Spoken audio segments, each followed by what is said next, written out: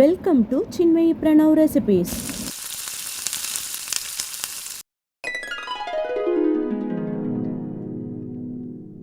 இன்னைக்கு நாங்கள் அடை எப்படி பண்ணோன்னு பண்ணுறோம்.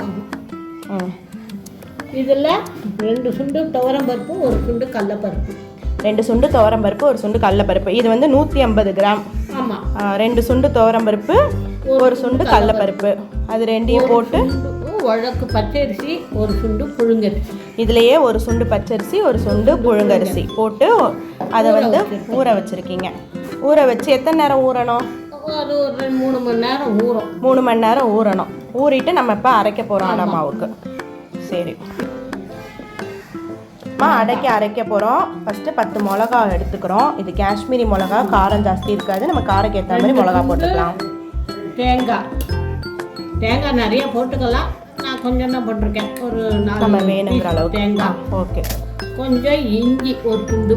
சரி, 1 துண்டு இஞ்சி. சரி, கொஞ்சம் கருவேப்பிலை கொஞ்சம் தேவையானதுக்கு.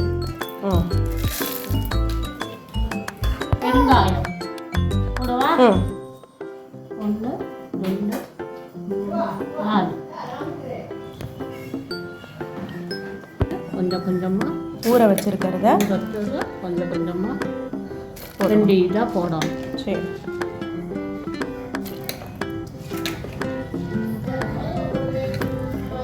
இப்போ நீங்கள் இந்த அளவு போட்டிருக்கீங்களா? இதுக்கு ஒரு அளவுக்கு எத்தனை அடை வரும்?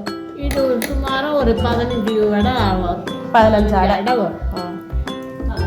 15 அடை வரும். சரி, கொஞ்சம் தண்ணி விட்டுட்டு அதை வந்து மிக்சியில் அரைக்கணும். அரைச்சாச்சு. இப்போ இதை வந்து ரொம்ப நைஸாக அரைக்காமல் ரவை பதத்துக்கு அரைச்சிக்கணும். கொஞ்சம் கொரன்னு அரைச்சிக்கணும்.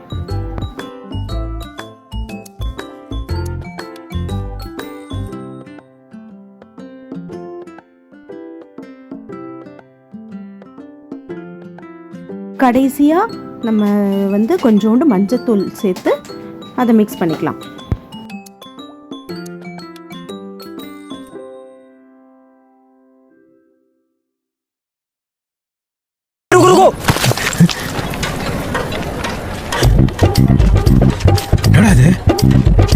Patch work.